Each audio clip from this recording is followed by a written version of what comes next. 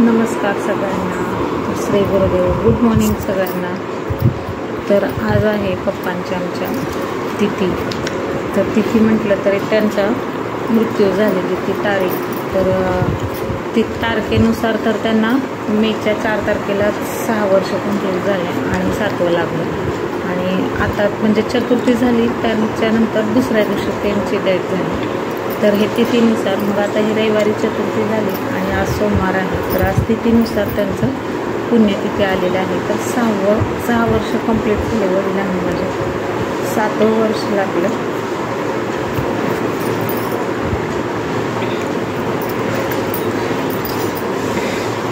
त्यांची उणीव कुठं ना कुठं असतेच. मुलांमध्ये वगैरे असलं की मिसळून जातं. तरी पण किती काही केलं तरी वडिलांची माया कुणीच देऊ शकत नाही आणि कुणाकडनं भेटत पण नाही. आई वडील आहे तर सगळं आहे.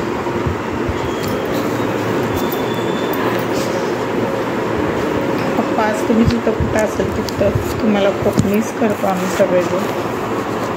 तुम्ही असायला पाहिजे नव्हतं खरं.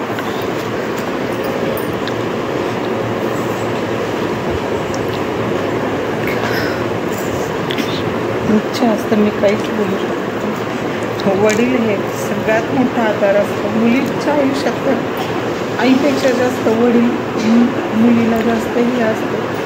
पण खरं त्रास ते नाही आहेत आमच्या आयुष्यात. तर त्यांना खूप म्हणजे खूप असं मिस करतो आम्ही.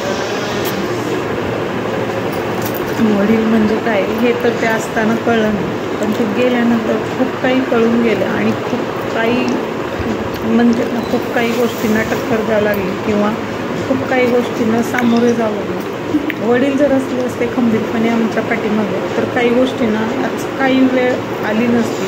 पण आता त्या वेळेला पण काय म्हणतात तसं झालं. आता याच्यामध्ये कोण कोण नाव ठेवू नका. रडली नाही किंवा रडायची ऍक्टिंग केली.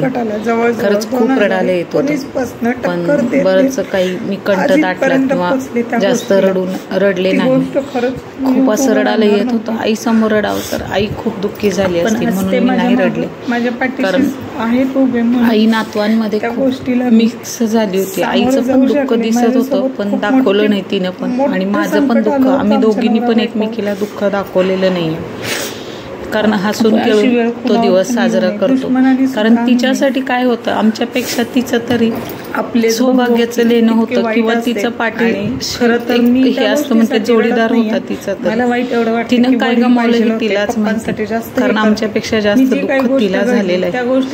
तिचं हे दुःख वाटत नाही कारण कोणालाही समजू शकणार नाही एवढं मोठं दुःख आहे. तरी पण ती आमच्यामध्ये मिसळती किंवा प्रत्येक गोष्टी सामोरे जायला शिकवते आम्हाला. आणि धीराने सगळ्यांना असं वाटत एकदम स्वतःला इतकं सावरती आणि डोळ्यात थोडं पण पाणी आणत नाही. हसून खेळून सगळे दिवस माझ्याला सामोरे जाते ती आणि आम्हाला पण तेच शिकवते. अशी आई प्रत्येकाला भेटू दे. खरंच मी त्या आईसाठी आधी काही माझ्याकडनं म्हणजे हे झालं असेल आईला किंवा बोलले असेल रागावैताना, पण खरंच अशी आई ही प्रत्येकाला असावी. आणि वडिलांची तर काय सांगू मी तुम्हाला. वडिलांचं तर सांगता सांगता दिवस पुरायचा नाही एवढं त्यांचं हे आहे. काय सांगू शकत नाही मी आता सध्या. त्यांच्यासाठी म्हणजे खूप मला वाईट वाटतं. त्यांना जाणीव नाही राहिली.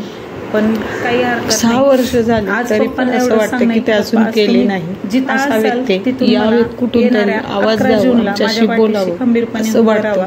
कारण ती कारण भरभरून भरलेलं माझ्यासाठी हे त्यांना बघायच्या दिवसात देवाने नेलं. पण आता जी आहे ती 11 तारखेला खूप मोठं त्या गोष्टीला मला सामना द्यायचा आहे. तर तुम्ही माझ्या आणि खरंच वडिलांची माया आणि आईची छाया दोन्हीही पाहिजे आहे. पण आता काय करता, देवानी एक दिलेला आहे ते पण लाख मोलाचं आहे. त्याला जपण्याचा खूप म्हणजे खूप असा प्रयत्न करू आम्ही. बघितलं आणि आता आईच्या घरी जायचं आहे मला.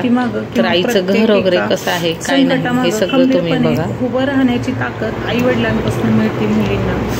तर खरंच मला माझ्या वडिलांपासून बरंच काही शिकायला भेटलं आणि बरंच काही अनुभव पण घेतला. त्यांच्या मागं गेल्यानंतर तर बरंच अनुभव भेटला, पण त्यातनं पण मी मार्ग काढला आणि आई होती पाठीशी. त्यामुळं आजपर्यंत ह्या जी काही लढा आहे माझी स्वतःची ती मी आजपर्यंत लढत आलेली आहे आणि इथून पण लढणार आहे.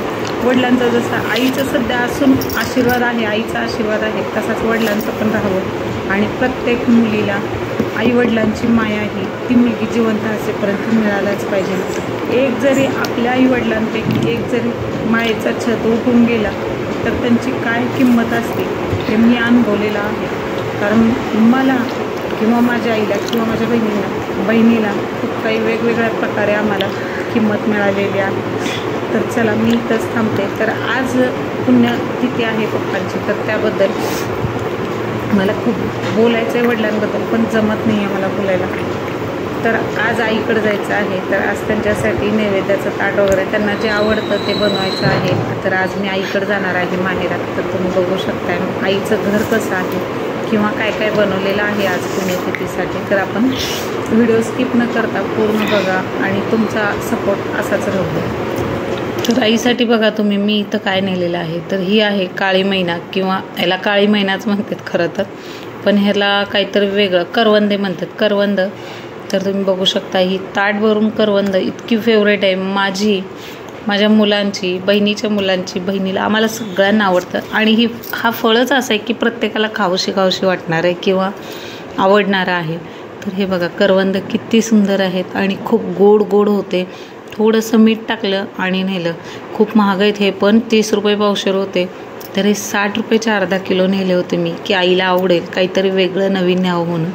नेहमी काही ना काही हात म्हणजे गेलं की रिकाम्या हाताने जाते. कधी असं होतं की डायरेक्ट घरीच जाते मी, त्यामुळं कुठं थांबत नाहीत साहेब आमचे, काही नेता येत नाही आईला. हे तर आदल्याच दिवशी करवंद आणले होते, सगळ्यांनी आवडीने खाल्ले. तर चला आता बघा इथं पुऱ्या लाटलेल्या आहेत मी, असे 2 पेपर गच्च भरून हे पुऱ्या आहेत. एवढ्या सुंदर पुऱ्या केल्या होत्या, गोल गरगरीत पुऱ्या झालेल्या आहेत. आणि आजचा मेनू काय आहे तर तुम्हाला सांगते, आमरस पुरीचा मेनू आहे.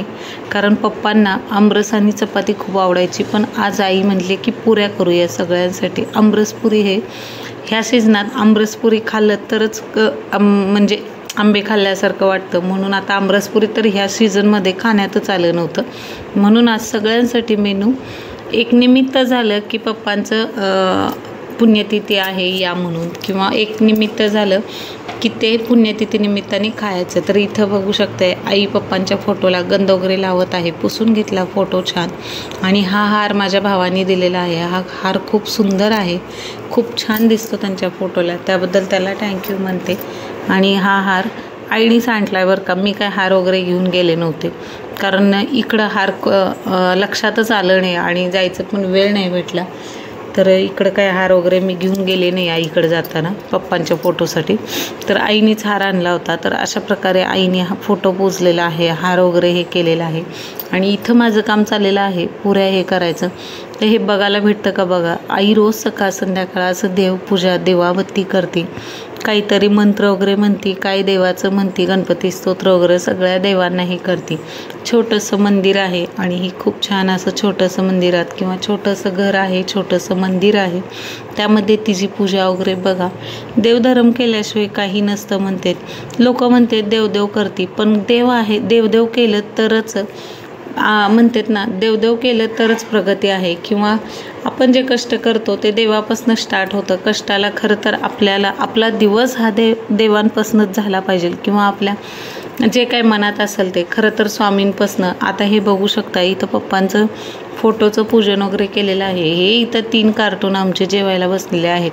पहिला मान लेकरांना दिला आणि खाऊन घ्या म्हटलं. आता काय आमरसपुरी म्हणले की सगळ्यांच्याच तोंडाला पाणी सुटतं, आणि इथं पोरांना हे केलं.